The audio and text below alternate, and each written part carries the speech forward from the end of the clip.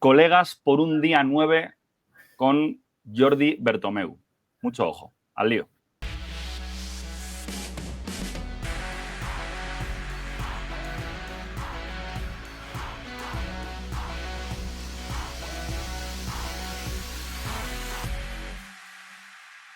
Bueno, Jordi, muchísimas gracias por venir. Creo que contar contigo y más en estos momentos que vive el baloncesto europeo es un auténtico lujo, así que bienvenido. Muchas gracias a vosotros por tenerme. Nada, la verdad que es una charla súper interesante la que tenemos por delante y bueno, qué mejor invitado que Jordi Bertomeu para contarnos un poco pues cosas a lo largo de la historia de lo que ha sido la Euroliga, bueno, pues qué opiniones puede tener él acerca de todo lo que está pasando y bueno, vamos a comentarlo, chicos. Así que, como siempre, suscribíos al canal si no lo estáis y dejad vuestros comentarios y vuestros me gustas. Jordi, vamos con la primera pregunta y es los inicios, ¿no? ¿Cómo empieza la afición de Jordi Bertomeu por el baloncesto? No sé si ya de niño te gustaba, si empezó ya como algo profesional.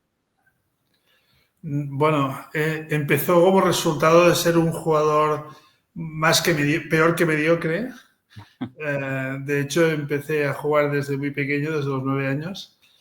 Llegué a jugar en selecciones nacionales de categorías inferiores, esto sí que lo puedo decir, pero ya se vio cuando tenía 20, 21 años que no me quería ni seguramente podía dedicarme profesionalmente a esto. Yo estaba en un colegio que se llama La Salle Bonanova, que era un colegio de gran tradición de baloncesto, del tipo estudiantes, cosas así. Y bueno, subimos a lo que entonces se llamaba Primera División. Y entonces yo decidí dejarlo porque pensé que la primera división iba a exigir demasiado esfuerzo para alguien que no pensaba poner su futuro en eso, ¿no? Y mira, fue todo lo contrario, porque en realidad pasé a ayudar a la junta directiva del colegio y entonces la verdad es que hubo las reuniones para crear la CB y yo estaba ya en el momento oportuno, ¿no? Fue, digamos, si puedo citar... hay una cita de Shakespeare que me gusta que dice que el destino baraja las cartas, pero tú las juegas, ¿no? Y a mí me han tocado en diversos momentos de mi vida muy buenas cartas, hay que decirlo, y he intentado jugarlas lo mejor posible. Aquí me tocaron estas cartas cuando yo todavía tenía 23 años y ya fui el primer profesional de la ACB por la consecuencia de esto, ¿no? Porque me encargaron la legalización de la ACB y lo conseguí. Después se abrió la puerta a la Liga de Fútbol y a las demás ligas, porque en aquellos momentos no existían las ligas. Y ya me incorporé, me quedé en la ACB como asesor jurídico, secretario general, y eso duró pues 17 años, la aventura de 17 años, donde acabé siendo el vicepresidente ejecutivo. Y en el 2000 apareció esta idea todavía más loca de lo que había sido crear la ACB, que era crear la Euroliga. Y en aquellos momentos la ACB gozaba de gran prestigio en Europa. De hecho, era la liga y todavía lo es, de referencia, ¿no? Y cuando se empezó a ver el movimiento de los clubes disconformes con FIBA, pues de alguna manera nos pidieron a las ligas que les ayudáramos y la liga que tenía el liderazgo en esto era la ACB. Bueno, y dentro de la ACB me tocó a mí liderar este proceso y ya de una manera natural pues salté de un barco a otro, ¿no? Y entré en la Euroliga, con lo cual digamos que he tenido la suerte, porque lo califico así, de ser uno que ha abierto las puertas de las cosas, ¿no? Abrí la puerta de la ACB en el 1983 y en el 2000 la de la Euroliga. O sea que he tenido muchísima suerte. Es que para la gente que no sea consciente de esto, o sea, realmente nosotros no tendríamos hoy en día un canal de baloncesto de Euroliga y de ACB si no llega a ser porque tú no creas esas competiciones o uno de los principales creadores de estas dos competiciones. O sea, que es tremendo todo lo que hay detrás. Yo quería preguntarte una curiosidad. Yo no quiero asumir tanta responsabilidad. Bueno, pero dentro de cuando se crea y demás, tú estás ahí en el meollo y has sido una de las personas más importantes en el desarrollo de las dos competiciones. Eso es una realidad. Y Jordi, yo tengo una curiosidad porque estaba leyendo antes de la entrevista un poco sobre ti, sobre la Wikipedia, y me sale que eras anestesista y que luego, ¿eso es cierto o no es cierto? Bueno, excepto que sea en sentido figurado, no. Pues O sea, sí. no, porque yo, mi formación profesional vengo del mundo del derecho, y yo estudié la licenciatura de Derecho y, como he dicho, empecé como asesor jurídico de la ACB. Estuve ejerciendo hasta que ya no pude compatibilizarlo más, hasta el año 84, cuando me nombraron vicepresidente de la ACB, y desde entonces ya no ejerzo. Pero no he tenido nunca ninguna relación con la medicina, al menos no profesional. Pues luego que chequeé en la Wikipedia, ¿eh? Chequeé en la Wikipedia porque lo estoy leyendo aquí delante mía y pone, anteriormente se dedicó a su profesión como médico anestesista. Y claro, después de toda la trayectoria que habías contado, digo, me extraña que no lo haya mencionado o que no, cómo se crea, ¿no? ¿Cómo surge eso? Hubiera Además, tenido que ser muy creativo para contarlo. empezando tan joven, pues nada, me parecía que no tenía mucho sentido, pero bueno, yo qué sé, ahí está. Nada, Sergio, no sé si quieres que entremos un poco con el tema de, bueno, principalmente, pues, por ejemplo, la Final Four este año se va a jugar fuera de Europa. Tú en su día, cuando eras el director de la Euroliga, creo que se pudo presentar en algún momento esa oportunidad y digamos que se cerró la puerta en ese momento. ¿Cómo lo ves? Y bueno, ¿qué opinión tienes del tema? Bueno, yo creo que abrirse en términos de negocio a estos mercados, pues lógicamente tiene sentido, porque todas las competiciones, todos los deportes, pues de una manera u otra están empezando a vincularse pues con proyectos en Oriente Medio, ¿no?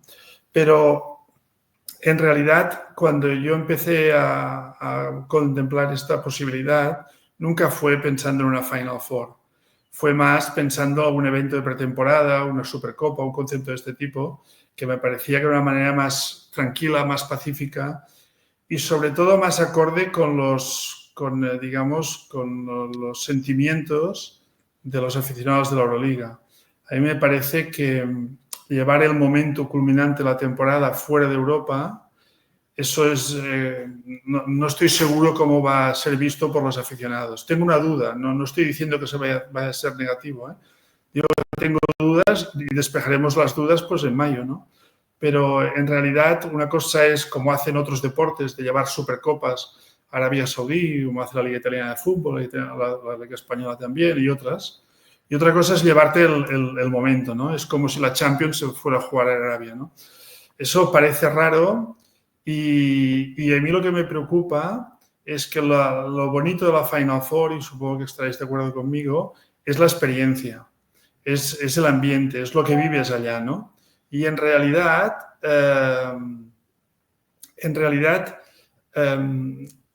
durante más de 20 años hemos visto Final Fours que en el mes de octubre ya estaban vendidos todos los billetes y nadie sabía quién iba a jugar. Lo que significa que la gente quería estar con independencia de quién jugara, ¿no? Porque querían vivir esa experiencia tan especial, con esas atmósferas tan especiales que hemos vivido, ¿no? Entonces, a partir de aquí, la duda que se me plantea, e insisto, porque no quiero que se me malinterprete, es una duda de si esto se puede perder en esta Final Four. Ya digo, económicamente sin duda será un éxito, pero no sé si vamos a perder un poco el alma con esta iniciativa. Yo, cuando tenía alguna responsabilidad en la Euroliga, nunca lo había visto como algo interesante. Sí, en cambio, pues lo que he comentado, pues torneos y algo pretemporada, sí que lo habíamos estudiado y habíamos tenido conversaciones incluso que no llegaron a nada porque yo al final dejé la Euroliga, ¿no? Pero esto es lo que pienso y veremos. Esto es una incógnita que la despejaremos en mayo, como digo. Y más allá de la Final Four, la entrada de un equipo como Dubai Basketball, ¿lo ves con mejores ojos que el abrirse a esos mercados, que entre un equipo? Veremos si son más. ¿Cómo ves este tema? Pues como siempre, yo creo que cuando esa conversación, si la empecé yo siempre pensé que esto era una perspectiva interesante, lo continúo pensando y pienso que tiene que ser un aterrizaje tranquilo, no algo de la noche a la mañana. Porque tener un equipo en el Golfo significa, en un calendario muy cargado, significa viajes largos, significa, estar un poco condicionado en tus calendarios, que además hay que combinarlos con las ligas nacionales. Bueno, ya veis, no hace falta que yo me explaye hablando de los problemas de calendario, ¿no? Y por tanto, a mí eso me preocupa, me parece que tiene que ser algo que debería resolverse bien, porque hay que pensar en la salud de los jugadores, que es lo más importante, ¿no? Y si esto se resuelve bien, pues a mí no me parece una mala idea.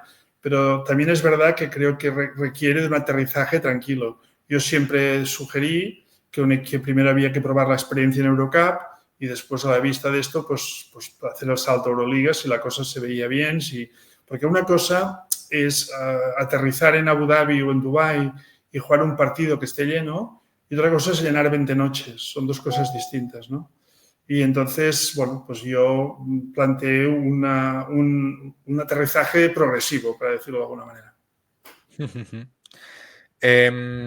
Vale, muy interesante este tema. Por otro tema que te quería preguntar, que ha salido bastante, bueno, al final cada año suelen salir noticias, sobre todo aquí en España con el Madrid y con el Barça, de que son clubes deficitarios, que las secciones de baloncesto pierden dinero y eso creo que pasa con más equipos. ¿Tú cuál crees que es la clave aquí? ¿Qué puede hacer la Euroliga para mejorarlo? Y bueno, pues con cuántos clubes, no sé si se sabe exactamente, pero creo que son bastantes los clubes que pierden dinero. ¿Cómo ves ese tema? Bueno, ha sido mi preocupación siempre, o sea, que no es de ahora, siempre ha sido una preocupación y de hecho desde hace 7 u 8 años la Liga estableció unos criterios económicos para intentar, digamos, disminuir las pérdidas y evitar que los propietarios tuvieran que cubrir estos déficits a final de temporada y introdujimos límites a estas contribuciones de los propietarios. Y introdujimos también reglas, tipo lo que llamamos luxury tax, para intentar, pues digamos, desanimar a este tipo de cosas.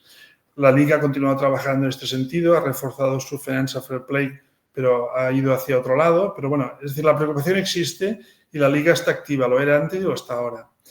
El problema, en mi modo de ver, es la mentalidad todavía en Europa de los propietarios de los clubes.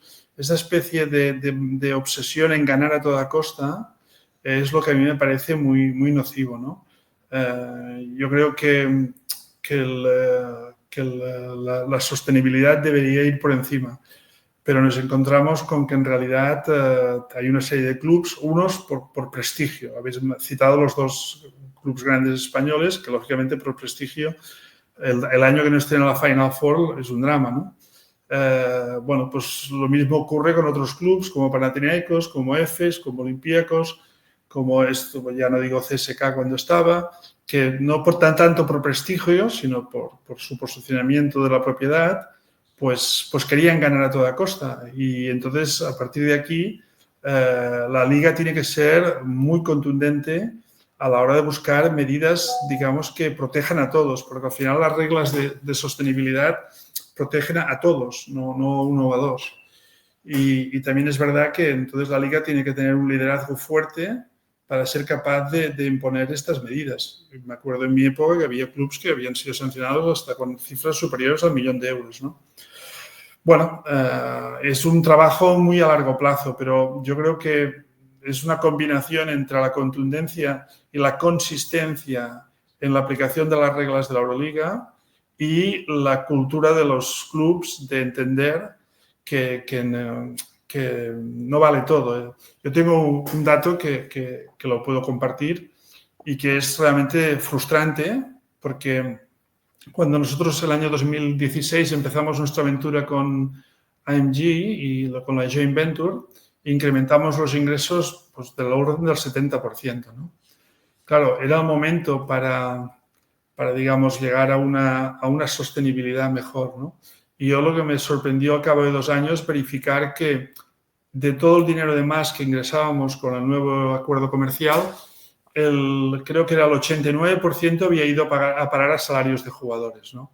Entonces, es decir, no habíamos hecho nada. De hecho, yo me di cuenta que yo había trabajado, yo y mi equipo en la Euroliga, para los bolsillos de los jugadores, lo cual, hombre, tenía poco sentido, ¿no? No habíamos conseguido bajar las pérdidas y lo que habíamos conseguido es subir los salarios. Bueno, eso te da una idea de que se necesita un cambio cultural importante en la gestión de los clubes. Justo, yo iba a lanzarte esa pregunta, si la clave, que parece evidente que sí, de este déficit, ¿no?, en los equipos está en lo que cobran los jugadores, porque lo que ingresan los equipos y lo que se ingresa con la Euroliga es menor que toda la masa salarial de todos los jugadores, ¿no? Pero eso no es culpa de los jugadores. Los jugadores hacen lo que haríamos, ¿no?, yo supongo todos, ¿no? Claro, claro. Defender sus intereses. Lo que parece absurdo es que los clubes que se sientan alrededor de una mesa no se pongan de acuerdo en tomar medidas que contengan esta inflación, ¿no?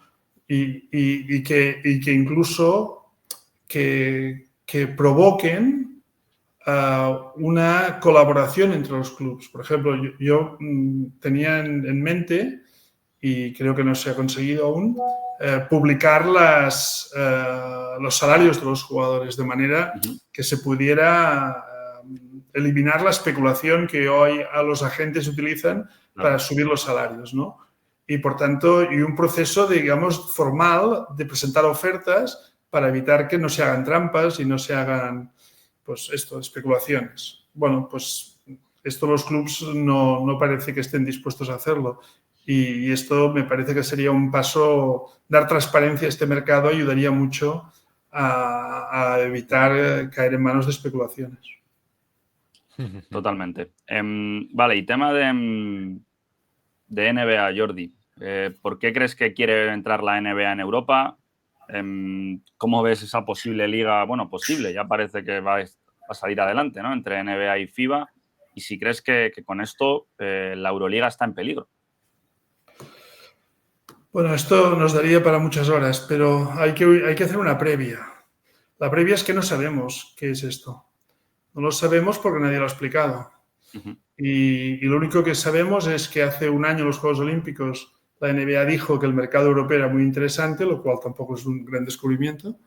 Después se dijo que en enero se dijo que estaban mirando la posibilidad de hacer algo, cual es un paso más. Y hace 2 semanas se dijo que iban a preparar conjuntamente con la FIBA una liga. A partir de aquí no han dicho nada más. O sea, no sabemos nada de este proyecto y como no lo sabemos, opinar sobre algo que no sabemos es siempre muy arriesgado.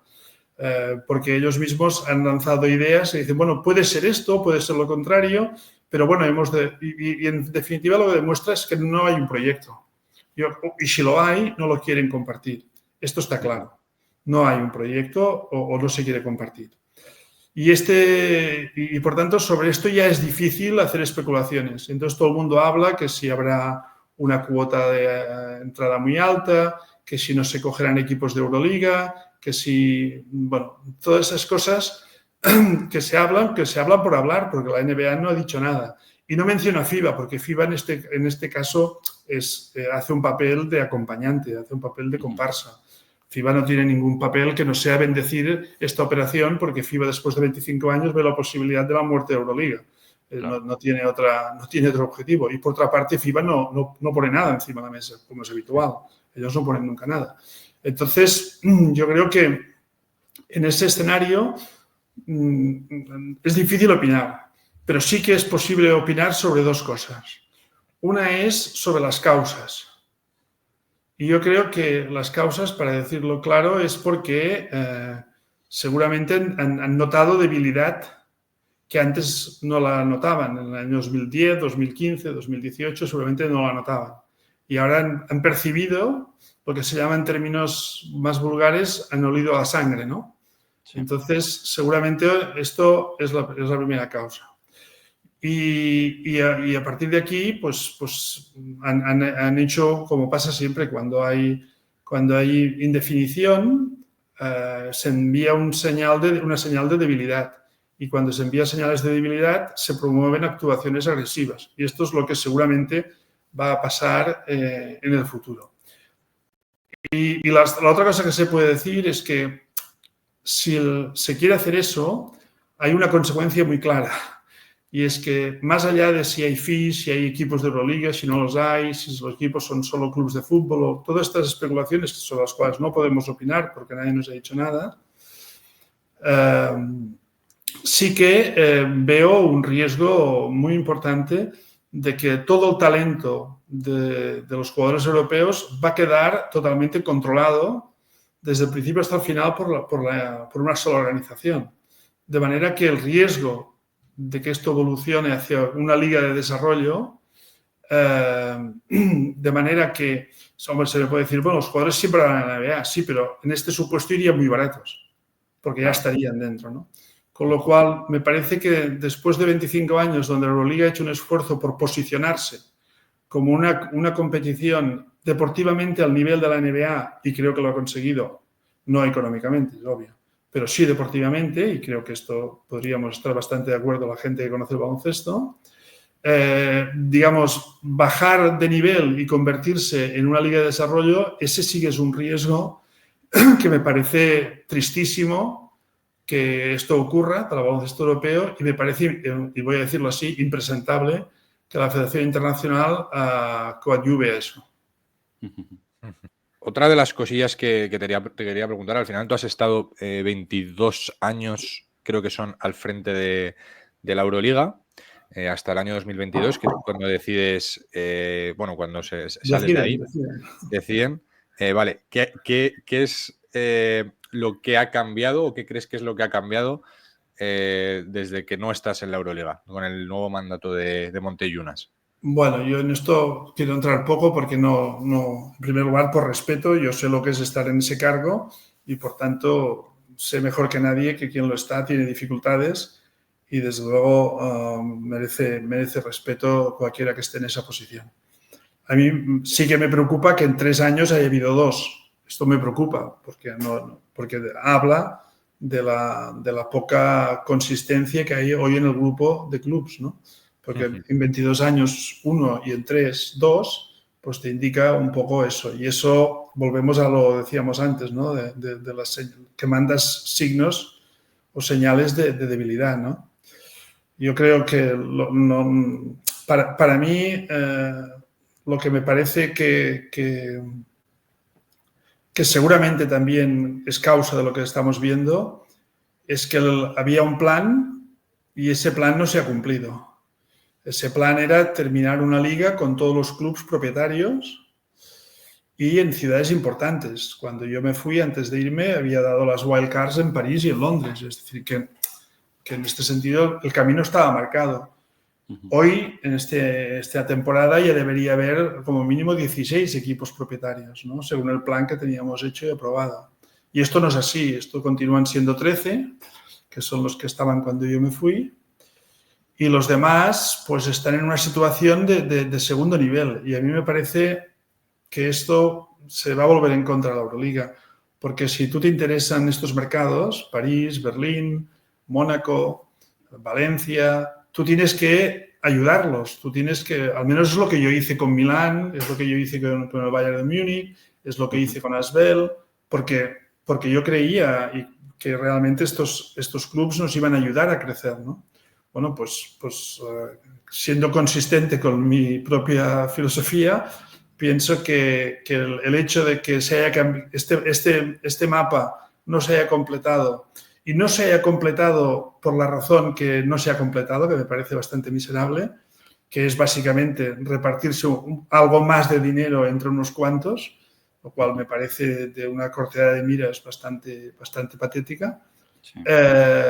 No hacer esto, que es una decisión de los clubs, no es una decisión del CEO, no hacer esto supone que hoy te encuentras que te faltan piezas importantes en mercados importantes y, por tanto, otra vez dejas la puerta abierta a otros proyectos. Y me parece que ese es un error estratégico bastante importante y que seguramente costará caro. Y ayer comentabas en la Sports Leader Week de la UAX el tema del control sobre el producto, ¿no? Ese concepto. Si nos lo puedes desarrollar un poquito aquí, te lo agradecemos. A ver, esto es muy fundamental y desde la época de la ACB lo tengo muy claro. Yo recuerdo una conversación con la Liga de Fútbol recién creada en los años 87, 88, donde yo intentaba convencer a la Liga de Fútbol que deberían tener los árbitros dentro de la Liga de Fútbol. y la Liga de Fútbol dijo que no, que esto era un marrón y que no. Bueno, ya veis cómo les va, ¿no? Esto es un ejemplo, ¿no? Esto es un ejemplo. Yo creo que las grandes organizaciones como la NBA, la Premier League y las grandes organizaciones de éxito deciden todo sobre lo que hacen. No hay nada que dependa de factores externos.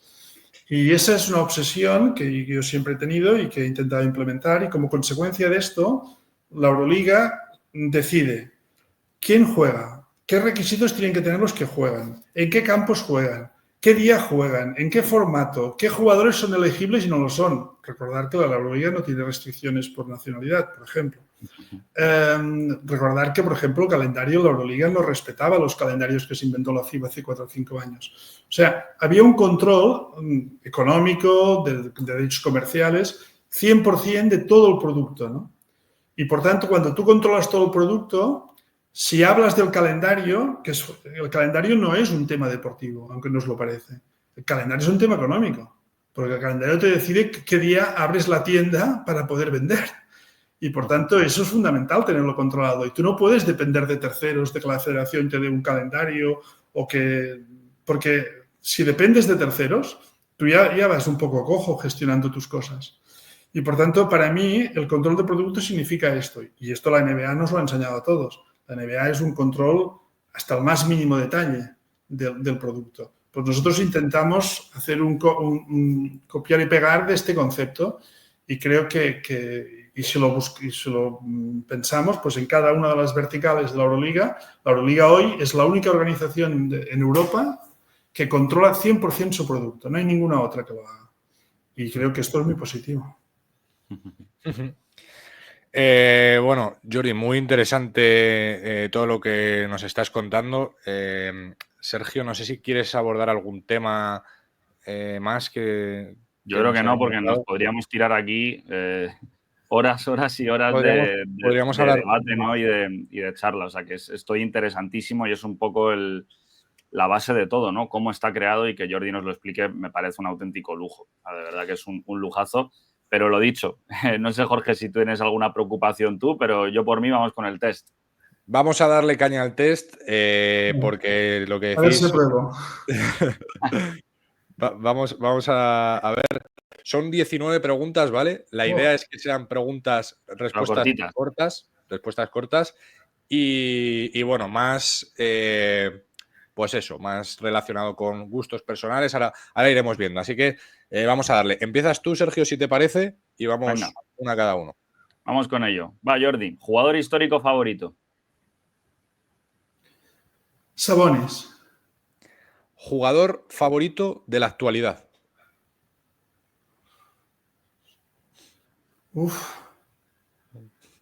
Complicado me lo estáis haciendo. Jugador favorito de la actualidad. Lo siento, dejadme pensar un momento. No, tranquilo. Es que hay muchos, claro.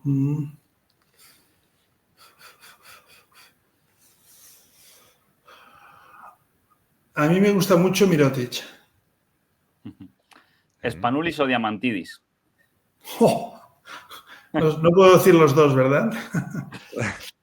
Buscamos que te mojes. Spanulis. Vale. ¿Quién va a ser el MVP de esta Euroliga? Honestamente, no la he seguido tanto como para poder responder a esta pregunta. ¿Y el campeón? Pues 3/4 de lo mismo, pero es que la Final Four te impide contestar a esta pregunta. Esta es la gran belleza de la Final Four.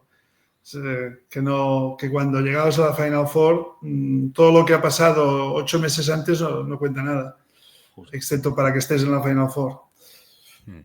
Yo creo que parece que Fenerbahce y Olympiacos están un poco por encima de los demás, ¿no? Ya, perdona por cortar el test aquí, pero sí que me parece interesante lo de la Final Four. ¿Crees que la Final Four hace única y diferente a la Euroliga? Sí. Además te lo dice alguien que estaba en contra de la Final Four, ¿eh? O sea, sí, yo estaba en contra de la Final Four, y si cogéis la hemeroteca, la primera Euroliga no tuvo Final Four, sino playoffs. Y como yo intento aprender de los errores, me di cuenta que era un error, porque el playoff realmente interesaba a muy poca gente, y solo el playoff que jugamos entre Baskonia y Virtus Bolonia ha sido las piezas de baloncesto más maravillosas que ha tenido Europa, ¿no? Pero dicho esto, fue 5 partidos que lo vieron muy poca gente y que atrajo muy poca atención.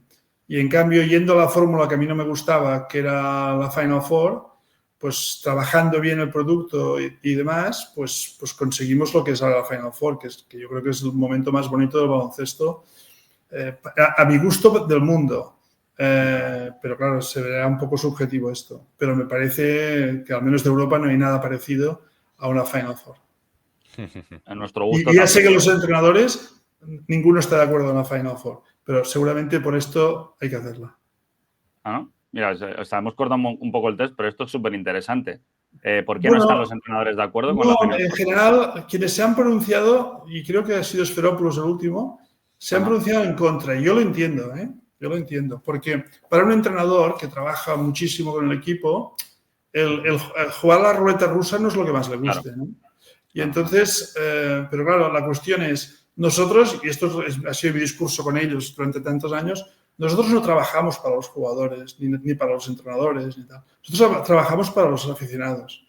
Y los aficionados lo que quieren es esto, es tensión, es drama y estas cosas, que seguramente a los entrenadores, pues lógicamente no les gusta, con lo cual es muy legítimo que se pronuncien en contra porque no les gusta.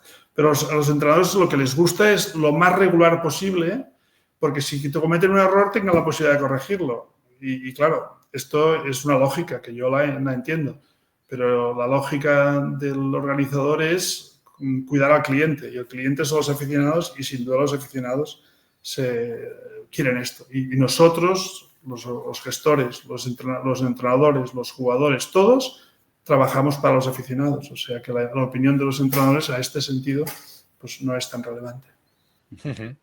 Vale, muy bien. Seguimos con el test. Vale, lo retomamos. Esta es una complicada, te va a hacer pensar. A ver. Un jugador que haya estado o que esté infravalorado.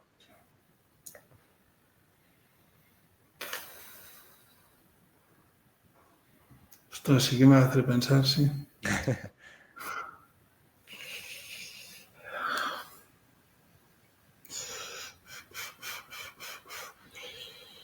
Pues yo creo que el exterior de Milán, Shell, el que estuvo en Baskonia, Shell se llama. Shevon Shields. Sí, que bueno, seguramente me diréis, hombre, sí que está valorado. Yo creo que no. Yo creo que es una de las grandes estrellas que tenemos. Sabemos todos que es seguramente el jugador de referencia en Milán, si no estuviera Mirotic, pero para mí es un súper jugador. Muy bien. Bueno, no esperaba un nombre como Shields y me parece súper interesante. Voy con la siguiente, que esta, Jordi, no sé Yo no sé mucho de baloncesto, ¿eh? Ah, ¿no? No. Una que no sé si vas a querer mojarte porque, bueno, quizá es un poco más liosa, pero si preguntamos un infravalorado, preguntamos también un sobrevalorado. No hay jugadores sobrevalorados. Hay clubes que se equivocan, pero no hay jugadores sobrevalorados. ¿Qué norma cambiarías, si pudieras, del básquet actual? No sé si hay alguna. Sí, algo que no es mío, ¿eh? O sea, que no me apunto el copyright de esto, ¿eh? Yo estoy de acuerdo con Aito García Reneses, así respeto al copyright, que habría que ensanchar el campo. Sí, yo creo que hay mucha gente del mundo del baloncesto que cambiaría eso, ¿eh? Nosotros, por ejemplo, al menos yo es lo primero que haría. Y creo que el otro día nos lo decía Amaya Valdemoro, Jorge, en el Colegas por un Día. Creo que ella dijo lo mismo en esta pregunta. Yo he citado la fuente porque es el primero que hablé de esto y me convenció. Pues sí. Venga, siguiente. Cambiamos por completo. ¿Cuál es tu comida favorita? Mi comida favorita. Cualquier tipo de carne. Soy muy carnívoro. ¿Y un grupo de música o tu grupo de música favorito? Si contesto esto, haré el ridículo. O sea, amnistiarme de esta pregunta, por favor. Venga. Vale, Pasamos a la siguiente. Un sueño por cumplir. Cruzar Europa en moto. Pero lo tengo en la lista, ¿eh? Ahora que no tengo partidos, estoy en ello. Lo harás. Sí, este verano seguramente si puedo. Estoy preparándolo. Bueno. Si no te hubieses dedicado al mundo del baloncesto, ¿qué te hubiese gustado ser? Pues me hubiera gustado ser profesor de universidad. Y de hecho, siempre que puedo, estoy vinculado, sí, por eso digo, he estado siempre vinculado a proyectos universitarios y de hecho en la Euroliga lancé el máster de comunicación de Euroliga con la Universidad de Ca' Foscari de Venecia y ahora con la Universidad de Kaunas. Yo siempre he tenido un pie, o la voluntad de tener un pie en la universidad. Eso me hubiera gustado, sí. Termina la frase. Jordi Bertomeu es...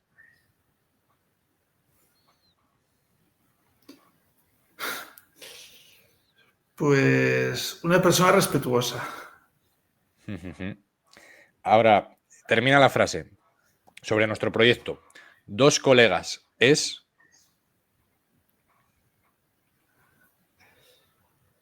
Me parece que lo mejor que cabría decir es que es entretenido y profundo al mismo tiempo.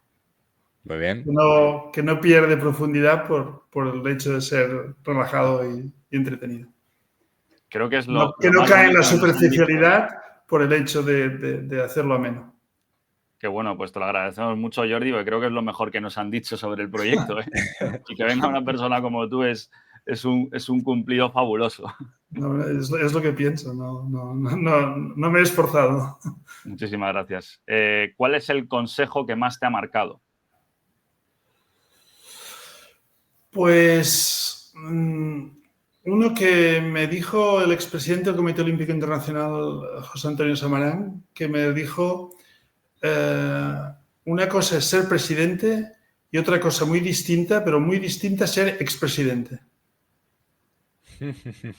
Y por la persona que me lo dijo y por el nivel, pues me pareció un consejo que pensé que en aquellos momentos yo estaba muy lejos de cualquier reflexión de este tipo.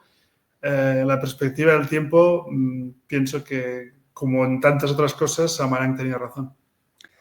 Y perdona por indagar otra vez aquí, pero es que me parece muy interesante. Mientras no sea anestesias, pregúntame cualquier cosa.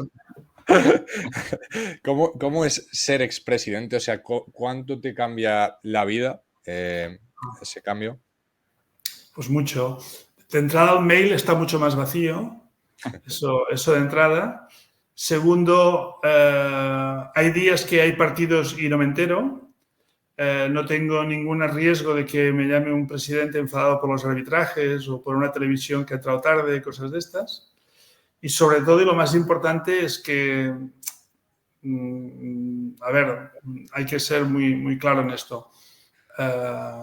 Yo no voy a decir, como he escuchado a mucha gente, de que todo es mejor después de. Me parece que esto es hacer de la necesidad virtud y no voy a hacer eso. Yo creo que he estado 39 años de mi vida compartidos todas las semanas. Esto os podéis imaginar que es un ritmo digamos, de vida, aunque yo no jugaba, pero cada semana pasaban cosas, ¿no? Entonces, lo que me ha cambiado y para muy bien es el hecho de que una vez me he acostumbrado a esto, que no ha sido fácil y por eso quiero ser muy honesto en este planteamiento, ahora tengo la ventaja que soy dueño de mi agenda y eso tiene un valor que nunca había pensado que fuera tanto, ¿no? Y bueno, intento disfrutarlo al máximo, trabajando, intentando ayudar con mi experiencia a quien pueda ayudar y a quien tenga sentido ayudarlo, pero controlando, siendo propietario de mi propia agenda y esto es muy bueno. No es una respuesta muy corta, lo siento. No, que va. Es que ha sido cosa nuestra que queríamos indagar ahí. Vale, y el consejo que más te ha marcado era el que nos has comentado. También te queríamos preguntar, ¿qué consejo nos darías a nosotros? Uy, dar consejos es muy complicado, ¿eh? Para dar consejos uno se tiene que ponerse en su en una posición a veces... Yo creo que lo que yo he aprendido es que al final, si eres honesto en los planteamientos y eres consistente con lo que haces, a partir de aquí consigues respeto. Esto no quiere decir que aciertes. Esto no quiere decir que aciertes. Obviamente deberías acertar más que equivocarte, que esto deberíamos hacerlo todos, ¿no? Pero sí que es verdad que si el consejo que puedo dar es este, ser primero humilde, porque sin humildad no se aprende, y una vez uno ya está en esa posición de aprender, intentar ser consistente con las cosas que hace y determinado, claro. Y a partir de aquí, la honestidad es el resultado de esto. Para terminar, la última. ¿Quién te gustaría o a quién ves que podría ser un próximo invitado en Colegas por un Día? Ostras. Estoy por decirte Adam Silver, pero no sé si vendrá. Va a estar complicado. Lo tenemos difícil. Mira, a mí una persona que siempre, igual ya lo habéis tenido, pero una persona que yo disfruto mucho hablando es con Sergio Scariolo. No sé si lo habéis tenido ya. Le hemos tenido, sí. Lo habéis tenido, ¿ves? Pues seguro que lo habéis disfrutado. Muchísimo. Porque yo creo que es las personas con las que yo más disfruto hablando. Y otro con el que disfruto mucho, no sé si lo habéis tenido, es con Željko Obradović. A Željko Obradović. O habéis citado antes Spanoulis, otra persona interesante. Perfiles distintos, pero otra persona muy interesante de conocer. Bueno, nosotros lo intentaremos, se lo dejaremos por ahí, se lo mandaremos, pero bueno, ya contactar con Željko será más complicado, pero bueno, lo intentaremos. Nada, Jordi, muchas gracias por tu tiempo, por pasarte por aquí. Yo creo que es muy interesante, además nosotros un canal centrado en la Euroliga, en el baloncesto europeo, en la ACB, tenerte es un auténtico privilegio y nada, ojalá que en un tiempo te vuelvas a pasar, también nos des pues tus opiniones sobre todo lo que está pasando, porque al final se está actualizando con todo este tema de la NBA, con el futuro de la Euroliga que es incierto y con todo, y será muy interesante. Así que nada, muchísimas gracias por pasarte. Ha sido un placer y si volvemos a tener la oportunidad, también estoy seguro que también lo será cuando queráis. Pues nada, te agradecemos la predisposición a venir, que ahora aceptes volver en un futuro. Y nada, Jordi, de verdad un lujo para los amantes del baloncesto europeo y de la Euroliga que hayas podido explicar todo lo que has explicado, tú que has estado ahí durante 22 años, bueno, más lo del ACB, todo tu papel directivo ha sido una locura. Es un lujazo y lo hemos disfrutado muchísimo. Un fuerte abrazo y mil gracias. Muchísimas gracias a vosotros. Buenas tardes. Nos vemos. Hasta la próxima. Adiós. Chao. Chao.